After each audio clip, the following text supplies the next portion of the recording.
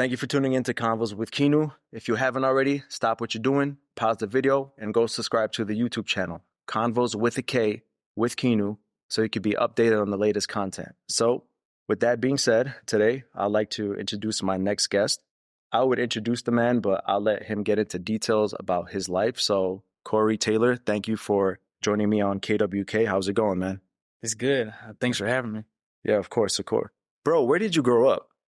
So I grew up in St. Louis, Missouri. I'm not from Illinois. Oh, you're not? I moved here about 2 years ago, roughly. But yeah, I did grow up my whole life in St. Louis. Oh, okay. Nice. So when you first moved here, what city was it in that you moved in? I was in Bentonville, Wooddale area. That's where I came. I knew a guy here, and then we stayed together pretty much until I moved out on my own. So he's like my roommate. Was very intrigued and interested because I've been to many Assyrian parties, many Assyrian New Year parties, right? And I've never seen a black man dance the way you dance, bro. You like literally have danced better than half of the Assyrians that I know. So at the Assyrian New Year party, and by the way, guys, I haven't been to an Assyrian New Year party for probably 7 years. And this was like my first time going. So I felt like it was a sign from God for me to meet this guy. So I decided to go with my brother, his wife, and some family members. And after a few drinks, I seen a black man dancing khigat. He was in the line just throwing it, killing it, bro. And then as I got closer, I'm like, oh my God, bro. This guy was wearing the whole winged bull. You had a whole winged bull necklace on. And you're representing, man. It was just very interesting seeing you. And then remember when I came up to you, I'm like, are you Assyrian, bro? You're like, nah. I'm like, wait, what? So how did you even get involved with Assyrians? Who did you meet? How did that happen, bro? We're very interested. Yeah, so when I moved here, I started doing MMA shortly after. And I was really into jiu-jitsu when I first started MMA. And then I met a guy there. It's my buddy Luke Budak. He's a Syrian, obviously, him and his cousin Zach. Both of them were really cool, and they told me they were Christians, but I was like, okay, I've been here for 2 years. When I was growing up in St. Louis, I did used to go to church, but it was like a non-denominational, like black gospel church. So I never been to like a apostolic kind of church. So I was like, I've been here for 2 years, and I feel like I'm distant from God because I'm not going to church like I used to be. And then I was like, I remember that Luke guy. He said that he goes to church. I wanted to have a service on Good Friday. So once Good Friday came around, I just popped up. I didn't tell him I was coming. I just showed up. Oh, you just showed up? I just showed up to the Good Friday service, and I was like, this is very different. I really like it. And I started to learn a lot of stuff, and I was like, okay, I'm gonna keep coming. So since Good Friday till now, I actually have not missed a Sunday. No way. Church. Yeah. So what did you like about it that was different than the church that you grew up in? For one, because we were non-denominational, all the tradition is pretty much gone. So I kind of grew up like anti-tradition, like church tradition, kind of like that. So when I seen it, I was like, this is something different. But then I started asking questions. I'm like, why do you do this? Why do you do this? Why do you do this? And I was like, okay, this makes a lot of sense now that someone explains it to me, because I was just told like it's bad. But once I started asking questions, I was like, okay, I like this place. It's new. all the people were cool to me. So I'm like, I feel like God brought me there to that church. And I was like, I want to get involved here and I want to stay here. So you love that feeling, huh? Well, I'm glad you're part of our church, man. And we welcome you with open arms, and hopefully we see you at more Assyrian events. But bro, I'm very interested on where the hell did you learn how to dance Assyrian music? And I'm telling you, bro, I'm not tripping. I'm not like joking. This guy dances better than half of the Assyrians that I know. Where did you learn it? So the first party I went to was a spring party. I was just with the youth at my church, and they were like, "Oh yeah, you should come to this party. You should come. It'll be your first Assyrian party. See how you like it." And it was the spring party with Juliana Gendo. Okay. I He know. even knows her name. Okay. Yeah. No. Yeah. My friends are like, she's the best. She's a senior queen. She's this and that. I was like, okay, well, show me how to dance and I'll come. So they didn't show me how to do it before. They showed me the same day as the party. So I pretty much just stood on the side and watched everybody dance. And I was like, okay, this is how you do it. And then my friend's like, this is how you get the timing down. And I just started hopping in the lines and I was like, okay, let's go. And then I started getting the timing. Since I've been going to more parties, I got the timing down. I got the movements down. Now it's like, I can do it now. Yeah, like Michael Jackson said, you got to feel the rhythm. You got to be the beat. That's the thing about Assyrian music, man. You got to be the beat in order to follow through with the rhythm. And so I seen some pictures actually that you were baptized in the Assyrian church. How did that happen? What was that feeling like being baptized? Were you like, who influenced you to be part of the Assyrian church? Was it Luke? Yeah, I would say all of my youth. All the youth much. members, okay. And then I didn't really know what to believe about baptism because I know people did get baptized, but at my old church, it wasn't like how it is in the Assyrian church. Like they don't baptize infants, and it's kind of like your own choice, I guess, when you get older. And I didn't really understand the meaning of it, so I started talking to the priest at my church, St. Mary's, Martin Mariam. Martin Mariam, yeah. He knows the name. Yeah. Yeah. He pretty much sent me like a full like guide of like what everything means. Like this is how you study. This is what, the sacraments mean and all that. So he gave me time to study to make sure that's what I wanted to do, to get baptized. So I was like, okay, I'm going to follow the process. I'm going to study what you sent me. And then, there's something keep coming to church like that. I'm proud of you, man. He's even rocking an Assyrian shirt. Look at that. He's representing. I like that, man. Now, when did you start first fighting? Like actually getting like amateur fights? Me and my teammate, we drove out to Iowa. He was supposed to fight with me, but he ended up not fighting because the guy pulled out or something. So he was like, I'm going to still come anyway. Mm-hmm. So he drove with me there, fought in Iowa. I beat that guy. Got my money. And I was like, all right, I'm going to leave because Iowa kind of sucks. So yeah, I got back. When did that incident happen where you came in with the Assyrian flag? Because I seen that and that just made me proud. Bro. I was so happy to see that. Let's take a look at that real quick. I'm just going to show you guys this short video. He's holding the Assyrian flag and representing. So when was that moment exactly? That was my last fight. And I hang out with the people in my church now, like regularly outside. We go out. That night, actually no, the week before, we went to the movies, and then my friend Luke, again, he was in his car in the back seat. He had a Syrian flag. He was like, what if you fought and you walked out with this flag? And he gave it to me, and I was like, okay. So I took it. I was like, all right, I'm gonna put it in my bag. I'm gonna make sure I have it when I travel to Indiana. This fight was in Indiana, and I was like, I'm gonna walk out to it. And then, building up to the fight, pretty much all of the youth members of my church, they bought tickets to come. So they all drove from, this area to Indiana. It was about like a 2-hour drive or so. But yeah, we had deep Assyrians in there. That's interesting, man. I like that. Well, after this episode, I promise you're going to have more Assyrians at your fight. How did you grow up? Did you grow up with both parents, siblings? How many siblings do you have? Yeah, I got a little brother. Him and my mom, they still live in St. Louis. All of my family's in St. Louis. You're by yourself? Yeah. Okay. By myself here. My grandparents are still down there, my uncles. I just grew up with, it was me, my mom, my little brother, pretty much. Me and my brother do have different dads. Mm-hmm. So when I was growing up, I did have a stepdad there, but then once I got divorced, it was really just me, my mom, my brother. Was he in your life a lot, your stepdad? Or was it mostly your mom just being your... It was really my mom. He was your mom. My stepdad, my little brother, he doesn't have a good relationship with his dad. Mm. Me and my actual dad, on the other hand, we have a great relationship. It's really strong. Now where is he at? Where is he at? Sorry. So he does engineering and he does like contracts. So he's always commuting.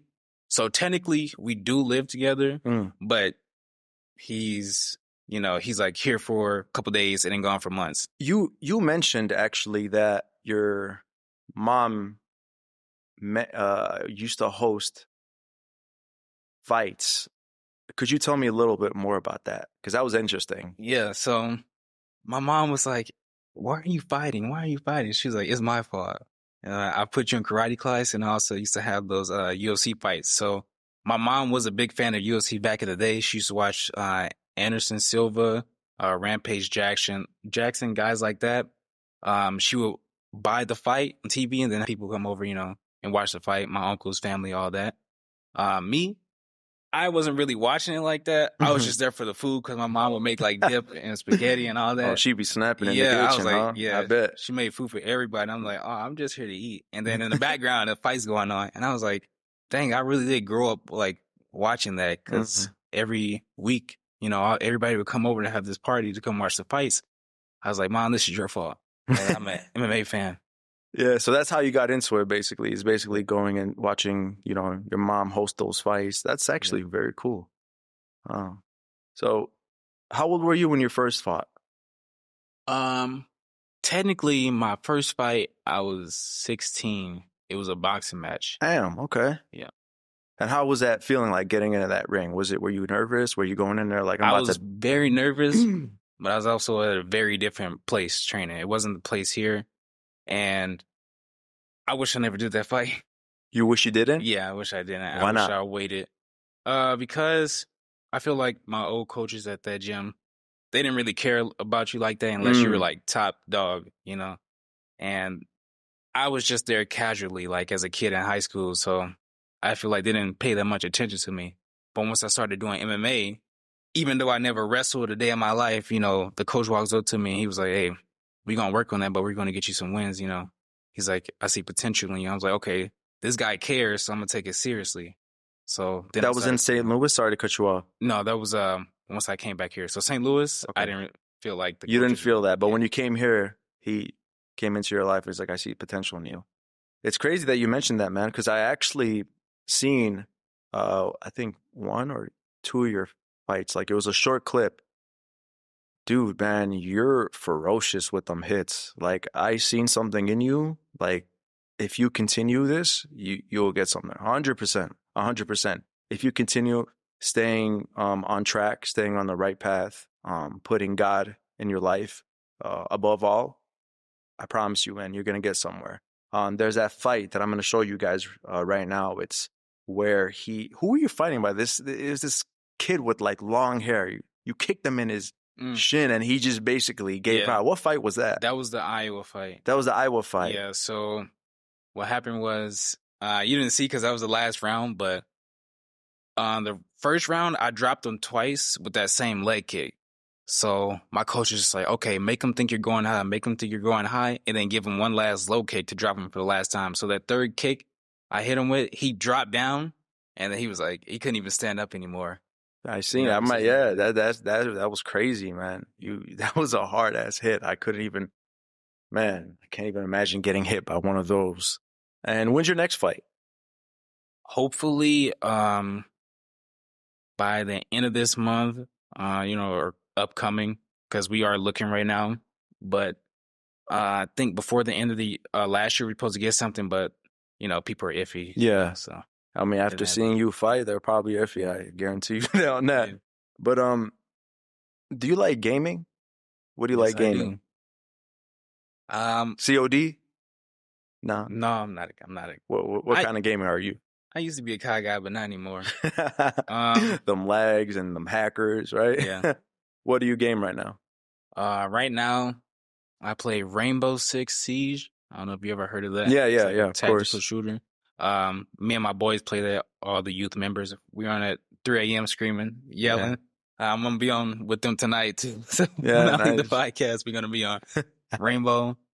I play Elden Ring. You know what that is? Yeah. And I play some driving games too. Driving Some games like racing games. NASCAR and stuff. Yeah. Yeah, I play a lot of Call of Duty. Well, now more FIFA, soccer, because I'm into soccer. Mostly soccer, FIFA, and Call of Duty. I used to play Rainbow Six when I was younger, actually. Like when it first came out on PlayStation, the first PlayStation. Yeah, I'm an old head, bro. Who's your favorite Marvel character? Because I know you said you were into Marvel. Right now. I do have a Okay, lot. 1 to 3. Your top 3. Top 3? Yeah. All right, we're going to go Thor. Mm-hmm. We're going to go Dr. Doom. Okay. And we're going to go Mr. Fantastic, actually. Stretchy boy. So why Thor? Thor comics right now are like really, really good. Yeah. I like the art style, and the people who are writing for him are like, they're the best in Marvel right now. So they always give him the best designs. They give him the best stories. And I think I've like, growing up, I didn't really like him that much. And I was like, dang, this guy is really cool. I've been sleeping on him. And Thor? I started, yeah. And especially because the Marvel movies too, they do so good with him in the movies. I'm like, yeah, I like this guy a lot. Yeah, that's crazy. Actually, it's funny that you mentioned that. My boy Ron actually has a comic store, so you could definitely check him out, man. Definitely. And why the second guy? What was the second guy? That was Dr. Doom. Dr. Doom. Yeah. Unfortunately, because the old Fantastic Four movies, I thought he was like a trash villain. But once I started looking into him more, I realized he's probably one of the strongest people like in Marvel. He's always scheming, always got good plans. He has a lot of power, and he's always doing like menace stuff. Yeah. I don't know. He's always getting away with something or doing something that he's not supposed to be doing. And the third guy? Mr. Fantastic, same thing. The movies make him look kind of weak, especially the recent one that came out when they were fighting Scarlet Witch. I think that was the last Doctor Strange movie, and he kind of just died, and he gave away like their biggest power. But he's one of the smartest people in the Marvel comics, so I like seeing him like make new inventions and find out like plans to beat people pretty much with his brain and his mind. And then his power is like kind of secondary, but you know, he can stretch. So what are your hobbies? What do you like doing exactly? I do collect comics, kind of do archery. When I say kind of, I bought a bow and I shot some arrows in my house. Oh, he's Assyrian for sure. He's Assyrian for sure. Yeah, go on. Yep. I stopped because there's a hole in my wall, but I'm gonna find a place, you know, where I can do some archery at, and that's what I'm gonna do for like a hobby normally. Working out. Yeah, I work out. I was at the gym the other day. It's just the New Year, new me people are messing it up for you on their phone on the gym. It's so many people there. I'm like, oh man, I need to go. But yeah, I work out pretty much every other day. When I'm not training MMA, I'm lifting like that. And what's your days like, by the way? Like working out, like do you work 7 days a week, work out 7 days a week, or 5 days a week? So I normally go to the gym. My schedule used to be like Monday, Wednesday, Friday, and then Saturday I would go do MMA. And then in between those days, I would do I would normally go school Tuesday, Thursday, and then lift after. So pretty much just lifting like Tuesday and Thursday, and then any day that's open if I really want to go work out. And then the other days are all MMA training. So would you say MMA training is intense? It is very intense. Yeah. But what are some of the things that you train like when it's MMA? So because I never wrestled in my life, and there's people there that wrestle like on a college level, I suck at wrestling. So when I first started wrestling, I hated it because I was just getting whipped on. I was getting picked up, I was getting slammed, I was getting thrown around. But what my coach did, he was like, listen, your wrestling's not that strong, so what I'm going to do is we do this thing called wall work, and we have a defense and an attack. I always do defense. And what that means is I go and put my back against the wall, and I have a line of people in front of me, and they all just have to take me down for 5 minutes. And I got to stop them from taking me down for 5 minutes. And because I'm so weak at that, he's like, I need you doing this every week. So every Monday, I'm always on the wall. Defend. And that was to the point where it's like 5 minutes, and it's like, I can keep myself up from rounds of people trying to wrestle me down to the ground for 5 minutes. So even though I didn't grow up wrestling like collegiate level, I am able to stop those guys from taking me down using the wall. What's cardio like? We just keep running, keep doing exercises, keep doing the conditioning for everything, and then we'll be ready for the fight. Yeah. You say you're 21 years old? Yeah, you're young, man. You got a lot of time. I'm actually happy that you're sticking to it, man. Keep on going. What is what type of music do you actually like listening to? I listen to R&B, a little bit of rap, and then I listen to some Assyrian music. I was waiting for that. Yeah. Oh, Assyrian music is on the top now, huh? Yeah. It's probably what I listen to the most. Yeah. Just because it's a lot different, and then you like it. Yeah, I really like it. Yep. Who's some of the Assyrian singers? Is it just Juliana Jindu, or there's a couple? I know Tony Gabriel. I actually met Rson Shino. Yeah, Rson Shino. I'm actually going to do an episode with him very soon. But yeah, Rson Shino. Yeah, he just performed and he sat with us. So he was nice. Really cool. You were at Ilbra Mansour's New Year party too. Did you like her singing? Yeah, I did like it. She was good, right? That was the first time I heard of her, though. So, yeah? But yeah, I really liked it. Yeah, she killed it. Have you played sports before? Football, basketball, do you just play any? Or is it just... Yeah, when I was little, I played basketball. Do you watch any sports? 6. Do you watch sports or no? No, just UFC pretty much. Just everything fighting. Yeah, nice. I'm trying to start to watch basketball a little bit more, but the sports that I do watch, they're like very strange, obscure, out the way. Mm-hmm. A couple years ago, I was really into sumo wrestling. I don't know. Sumo wrestling? Yeah. I don't know. I like That's sports funny. I like sports that are random. I like speed skating. Yeah. And I like how they do the horses and they jump over the obstacles. Yeah, yeah. I watched that. And I actually started watching this new thing. It's called lifting championship. And they're literally just doing presses overhead in one motion. And it's literally just a competition of weightlifting. I started watching that because it's all on YouTube, and I was like, I like this a lot. Do you watch that what is it called? The slap contest where they just slap each other? That. Yeah, it's weird. I don't know. I'm subscribed to the UFC YouTube, and it always shows up on my page, and I just push not interested.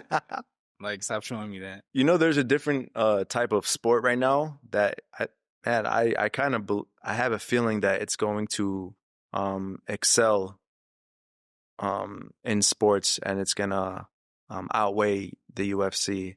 Is the new karate boxing? I forgot what it's called. It's called karate something, but basically I'm actually gonna send you some YouTube videos and watch it. They're very ruthless, man, with their hits. I think I know what you're talking about. They have the weird ring where it's yeah. It's like slanted kind of, and it's a very big ring. Thought it would be interesting. Do you like classical music? Yes, I do. You listen to what kind of classical music you listen to? Mozart. I just like cathedral sounding music. So I'll literally just turn on something like that and just listen to it. Not like a specific artist or anything like that, but I just turn on something like that, or old operas.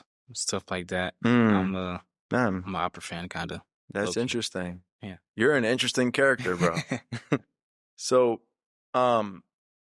what is it that you want to excel in more when it comes to the Assyrian community? Do you want to learn the Assyrian? Are you learning the Assyrian language, by the way? Or Yep. What are some of the words that you picked up on? So, the person that's teaching me right now, we're actually learning how to read first.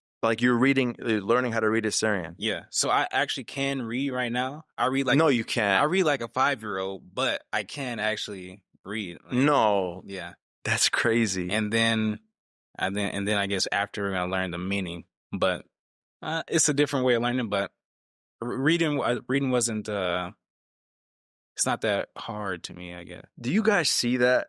This guy can read Assyrian more than any Assyrian American here in the States. And I'm actually glad to have you on, bro, because people seeing this in the Assyrian community will be like, damn, they're going to literally, you're motivating other Assyrians to want to read Assyrian. That's very interesting. Yeah. How many Assyrian shirts you got, man? If you don't mind me asking, how many Assyrian objects do you own? So I got this. I bought this at ABL. Oh, you go to the ABL? Yeah, I went to a lot of them when they were happening. I used to play at the ABL, man, for like almost since 2014, but I had like an injury, like a hip injury, and I just kind of stopped. But you be going there, okay? Yep, nice.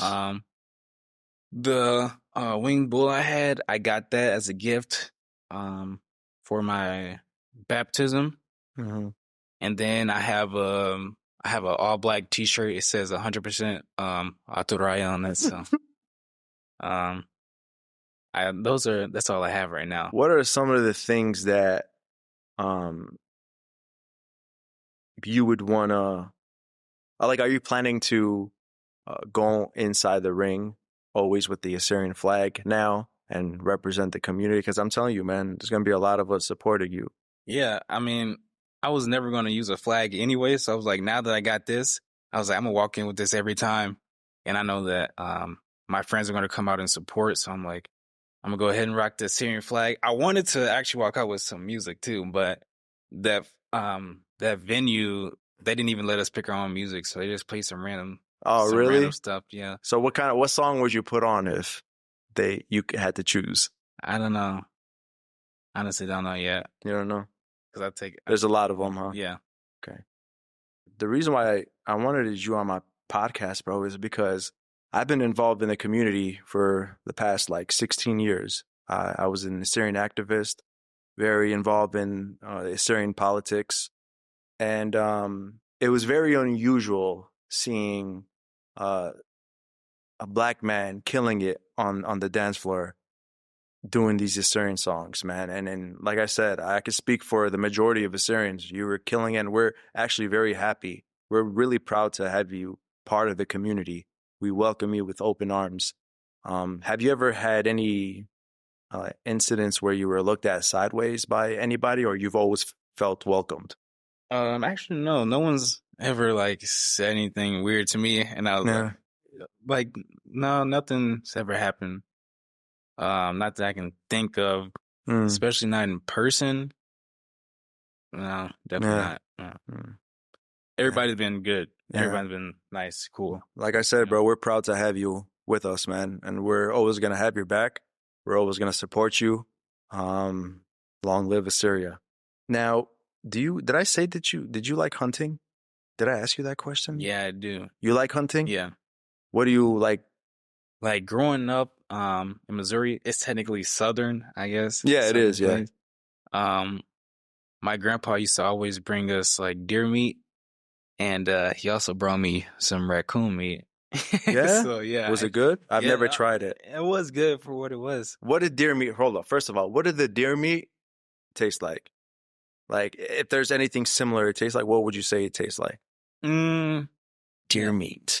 Like, it has a unique taste to it. Like, I can't really explain. Chicken or meat? What would you say tastes like more? You ever had a Slim Jim? Yeah.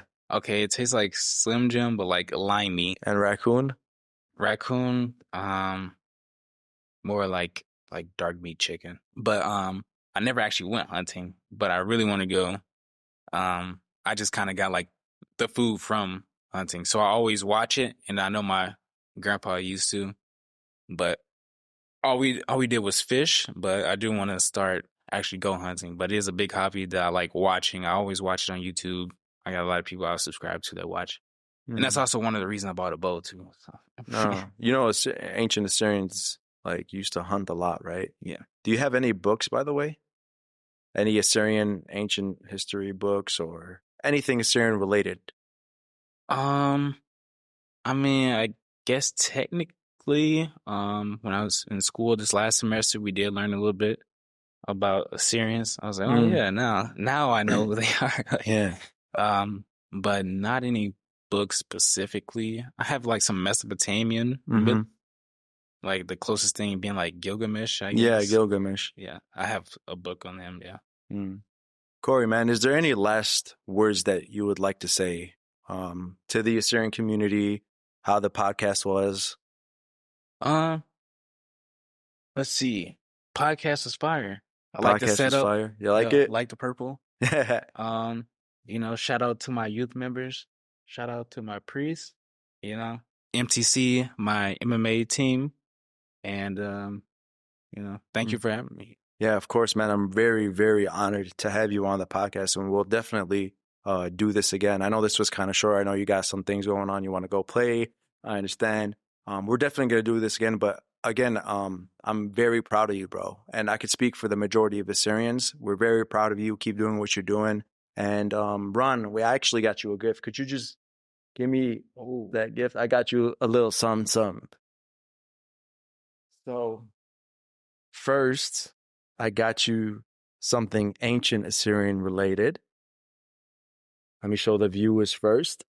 It's like an Assyrian plate. You can hang this at your house. That's nice. Ancient Assyrian stuff. Here you go. Thank you. And then I got you an Assyrian book, The Betrayal of the Powerless, Assyrians After the 2003 U.S. Invasion of Iraq. That's for you, brother.